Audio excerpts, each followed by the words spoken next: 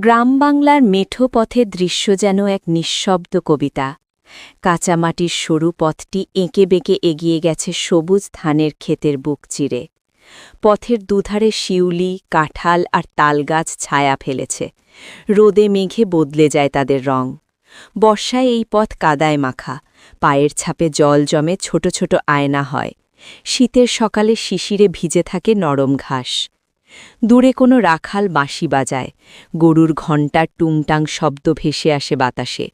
মাথায় ঘাসির বোঝা নিয়ে হেঁটে যায় গ্রাম্য নারী। পেছনে ছুটে চলে শিশুরা, হাসির কলরবে প্রাণ পায় পথটি।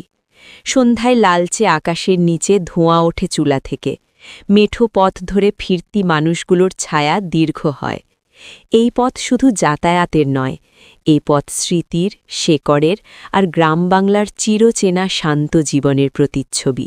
গ্রাম বাংলার মেঠো পথের দৃশ্য যেন এক নিঃশব্দ কবিতা। কাঁচামাটির সরু পথটি এঁকে বেঁকে এগিয়ে গেছে সবুজ ধানের ক্ষেতের বুক চিরে। পথের দুধারে শিউলি, কাঁঠাল আর তালগাছ ছায়া ফেলেছে।